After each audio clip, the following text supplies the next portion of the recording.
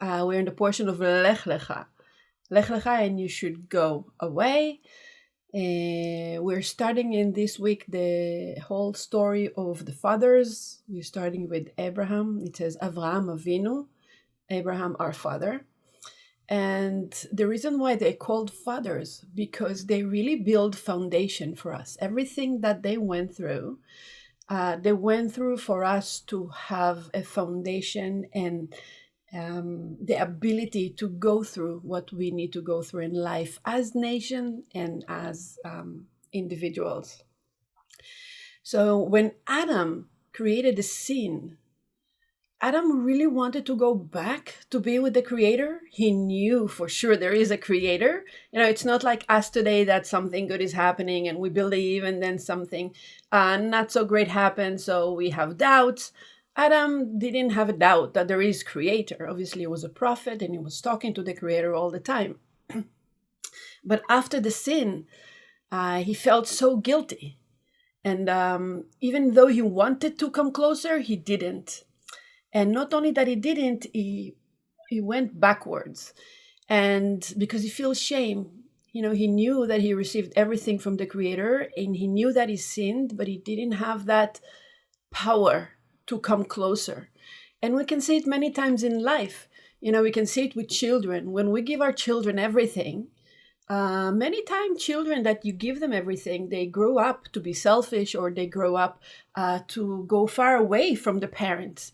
And you will think, why? Because parents that let the kids experience and didn't give them everything, the kids are drawing to them, they respect them, they love them. And you see the other scenario when children are getting everything from their parents, because those kids feel shame and they don't know how to deal with that shame. So when we feel that shame, we're always going to go against the source that gives us, right? And that's what happened to Adam, and that's what happened to 10th generation until Noach, and then the 10th generation until Abraham.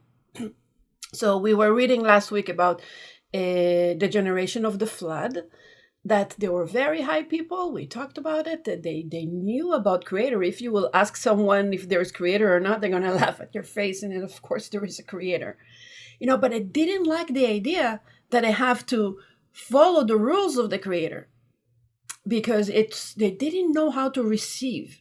Okay, we came here to receive. Sorry. And we came here to receive, but if we don't know how to receive, then we feel shame, and then we go against the source that gives us. And that's what happened in the generation of the flood, and that's what happened in one generation after the generation of the Palga, the Tower of Babel, right? Because they wanted to create a war with God.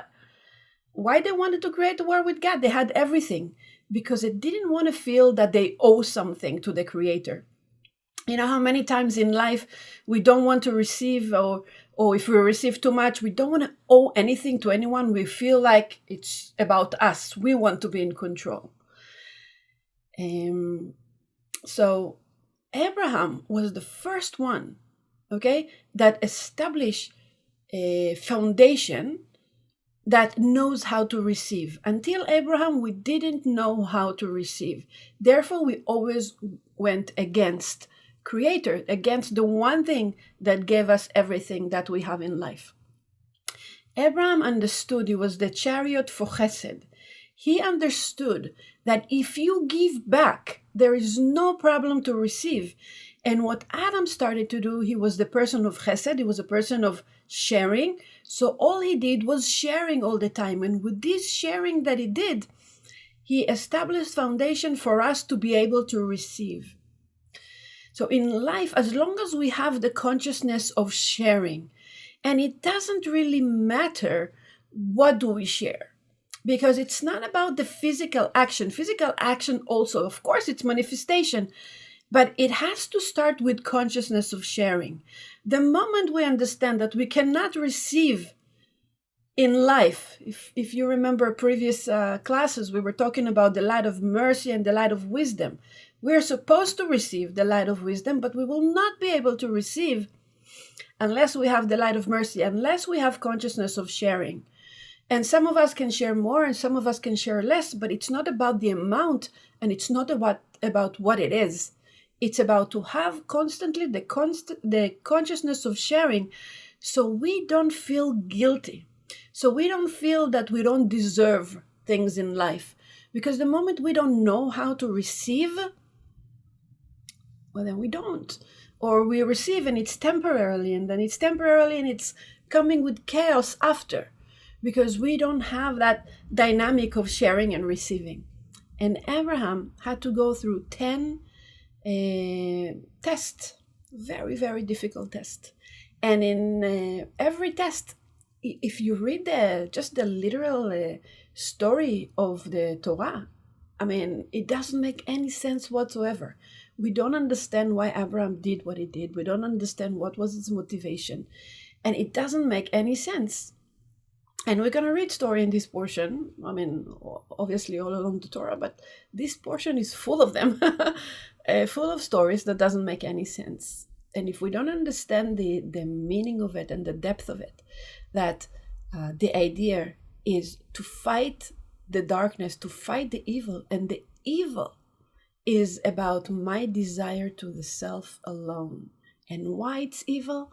Because it's going to give us exactly the opposite of what we want to receive in life. And we all, as human beings, what are we looking for? Right? We're all looking for comfort. We're all looking for clothes on our body and food to eat and someone to love and to be loved. I mean, as human beings, we all really want the same things.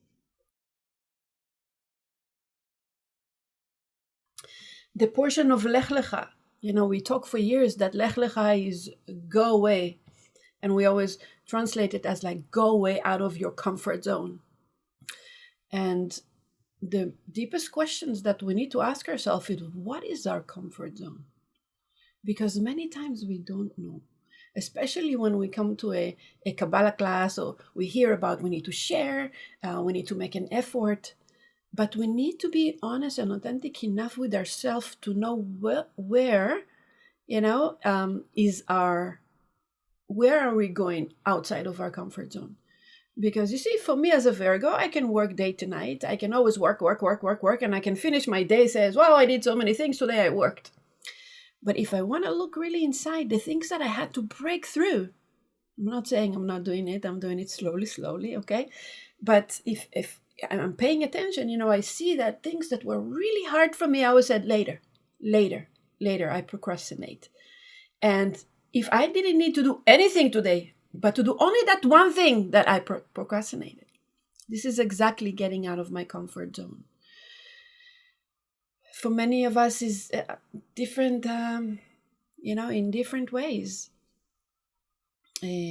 So this weekend on Saturday, we're gonna, all this week, we are having that power to go outside of our comfort zone. And when the Creator told Abraham, go outside of your land and from your country and from the father of the house of your father, and you'll go to the place that I will show you. And that's a big, big, big lesson. Because many times in life, we are not happy. In certain situations, not that we are not happy as a whole, but there is something in life that we are not happy about. And we are waiting for the moment that we're going to feel safe, that it's going to be safe. Let's say, for example, I want to go to another, I want to go to another job or open my own business or have a new career. And I'm still working where I'm working because somehow it's comfortable. I get my salary, I'm safe. But as long as I'm there, my channels are blocked to move forward, to go into my next level, because I want to stay in this comfort of my salary, of the people that I know, of the surrounding that I know, whatever it is that keeps me there. And Lech Lecha means, first of all, leave. And then you'll go to the place that I'll show you. Okay, so maybe we are not sure where we want to go, but if there is something in life that we are not happy about, we need to have enough courage to say, this is not for me, and be willing to go to a period of time of being uncomfortable about not knowing. And this is really what uncomfortable for us. If you think as human being, if we just said that people want food, they want salary, they want clothes, they want love. That's what people want. They want safety. All of us, we want. That's what we want. And to go to a place that we don't know, the future is unknown. So it's very, very unsafe. So for us to go to a place that we don't know and to let go of a place that we already know, and this is the Taurus energy. For example, Taurus, we can stay for the rest of their life in a relationship that they're not happy with, because they'll say, at least I know that partner. I know that partner. I know his or her sticks. I know, when they're mad. If I'll go to somewhere, I don't know where am I going to end. Maybe it's going to be worse. So I will stay. I will stay where I am. And the Tauruses don't take it personally. Maybe you have a moon in Aries, so you will change. But Taurus as a sign. Many times when I talk about signs, I talk as an energy of a sign and not as certain people. Obviously, there will be people that are Taurus that behave like that. And what do we have this Saturday? We have the moon in Taurus, full moon in Taurus. When a full moon, it means that the moon is opposite the sun. So we have the sun in Scorpio, okay, and the moon in Taurus. And Scorpio and Taurus, they're both fixed sign. It means they don't really like to change. So even if Scorpio is about transformation, and what is transformation? Is constantly change, right? But they always have the idea how to do that. And that's why they want to control all the time, because control means I don't want to change. I don't want to hear there is another way. I know I need to change and I'm going to do it my way. And we talked last week about Scorpio. They have a great desire and they really have the ability to do that.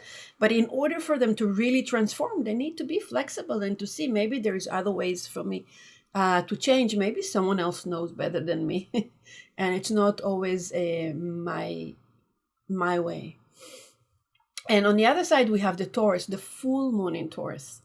So when the full moon in Taurus, like I said before, Taurus is a sign who needs stability. And it's a physical stability. That's Taurus. And it happened on the 31st of October. And it's going to be the second full moon this month. All right, that's why it's called blue moon. Blue moon, once in a blue moon, once in a while, right? Because it doesn't really happen very often. It happens to us in Cancer that we had 2 new moon at the same month. And if we had 2 moon of Cancer, 2 new moon of Cancer we had this year. And now we have 2 full moon. And Taurus is about stability, physical stability, and but it's about safety, okay? And Cancer is also about safety, but it's emotional safety. So when a Cancer knows to know emotionally secure and stable, then they're open and they allow themselves to be vulnerable, and they allow all this beautiful trait of nurturing and accepting and loving into them. But when they don't feel emotionally secure, you don't want to be around Cancer, and they can be pretty, I don't know, interesting.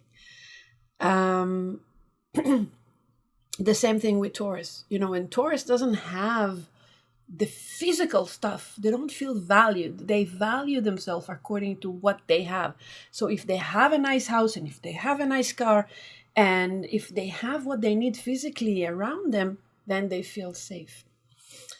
But we know that there is no guarantee. There is no guarantee in this life. And it will never be. It will never be guaranteed. We can do all the right steps to a project, to a great relationship, and it's not going to be the way we want, because there's no guarantee in life. So this weekend we're going to have that moon in Taurus, full moon in Taurus, and it's opposite the sun. But there is another thing that is happening, that moon is conjunct Uranus. Okay, and Uranus is, if there is safety, There is exactly the other opposite, that it's not safe at all, like it's a hurricane. and sorry, and Uranus is a hurricane. Why? Because it's full of surprises. The wind is blowing and you don't know what is going to blow. You don't know what is going to fly in the air. You don't know what is going to collapse. You don't know what, you know. When I told my friend, oh my God, this weekend, she said, now what? Because the energy is so intense and it's keep building up being intense.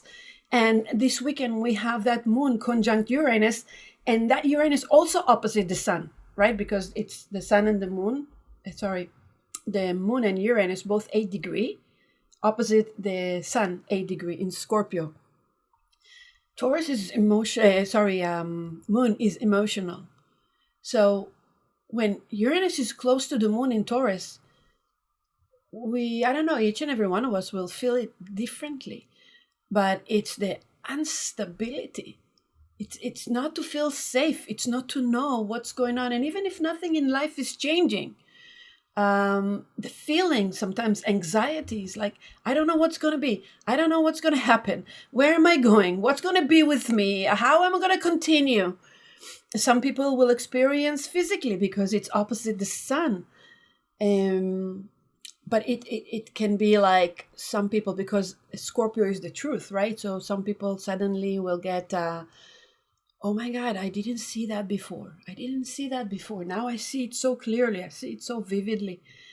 Yeah, how come I did this, or how come I did that? But it's awakening. So we have also, when we have that transit between the sun and the moon, a full moon in Taurus, a blue moon in Taurus, and we feel insecure, we need to remember that we have that energy from the portion of Lech Lecha. Abraham already gave us the foundation that we can do that. And the less we attach to things, it's not a problem to let them go. Because if we really have the consciousness that everything, that we are protected, so even if we have to go through it for a short period of time of not knowing, but the only thing that we know, that we are going to be okay, then we are going to be okay. Abraham knew that if he's working with the light, and it doesn't matter with how many people he has, 318 versus like 800,000, it doesn't matter. He knew that he's going to fight for the Creator, because what Abraham did, he spread the belief on one God, right? Everyone else was believing in idol worship. So it's about Nimrod trying to bring darkness to the world, and Abraham trying to bring light to the world. And he was the first one, so he did it slowly. We didn't have many men back then. Okay, but he knew he didn't go to save Lot. He went to save the one belief that he have, the foundation that he wants to give us, that it doesn't matter if we look like we don't have enough, or we don't have what it takes to go to that war, or it doesn't make any sense that we're going to win, whatever war it's going to be. If it's a war of love, if it's a war of money, if it's a war of friendship, if it's a war of whatever it is that we don't feel safe, whatever it is that we don't feel that we have right now. When we go with certainty like Abraham, and he was not afraid, and he went because he knew that the Creator is with him. So within this, he was able to go and win and conquer back and bring Lot and all his properties, not only Lot, and everything, all the belongings of Lot as well. And he came home a winner. And after he came home, another king called Melchizedek, came to him and gave him bread and wine. And we know that bread is the Torah, that the written Torah, and wine is the Torah Shebe'al Peh, the Torah that is going from word to mouth, which is, there's a study about it. Anyway, Torah Shebe'al Peh it's called. And he won. He won. He didn't go and commit suicide. He knew that he's going to win. And this is a beautiful, if you see that the whole story of this portion, and every test, and that was another test of Abraham, if he's going to go to that war, if he's going to dare to go to that war, and he did. So there's many tests, and in each and every one of them, Abraham is giving us the certainty to know how to handle life, and to know what to do, in what consciousness to be, and to show us that even if the worst that is happening to us, it's always going to come for us to grow. And if we are willing to go through that process, we will win. But if we surrender, it says, you know what, Creator? Going out of my way is to say, I'm taking that chance that that's what I need to go through right now. But the moment that we surrender to it, we need to do the best we can. But if it doesn't work at that moment, to surrender, and says, okay. Because if we are okay with the process, then we don't have that anxiety, we don't have that fear, we don't have the fear of the unknown, and we're just okay. And the moment that we're okay, all the guards start to come down, and we're feeling stronger. And now that I'm okay with it, then I feel stronger, then I have more power to go and take a walk or to read or to do things. Why? Because I'm not fighting against what? I'm fighting against my own darkness. And fighting against my own darkness is Lech Lecha. Is not to be attached to even in that situation. I'm attached to happiness, and if I'm not happy right now you're not happy. You're doing everything you can. But if it's a process we need to go through, let's go through it. And it's not easy, it's hell hard. Whatever it is process that we need to. If we're going through some financial situation, if we're going through relationship situation, whatever I can do, and whatever I don't, let's surrender to it. Let's surrender. Because the moment we surrender, that's the Lech Lecha, that's the letting go. I surrender. Not giving up. Giving up means that, okay, I'm depressed. I'm not going to try to walk. I'm not going to try to read. I'm not going to try to see anyone. That's it. I give up. That's giving up, and that's not good. But I'm really, really put an effort to go for a walk. But if my body doesn't allow me, and my soul doesn't allow me to do it right now, okay, I surrender and I accept. I accept until tomorrow, then I'll try again. I don't give up, but I surrender. And many times you look at us in life, we fight for the same things. We fight, and nothing happens. This is the time. Then we need to let go. Lech Lecha. Lech Lecha. Do the impossible. And it is impossible when a person is depressed, and you would think, oh, what a spiritual person. He wants to get out of his own way. Look, he's sad when he's not able to do that. He really wants to. No. Okay, when we're in a situation, there's nothing for us to do. We need to thank God for the opportunity. I don't want to sound religious, but yes. And that's what Abraham did. Abraham had that 100% certainty. 100% certainty.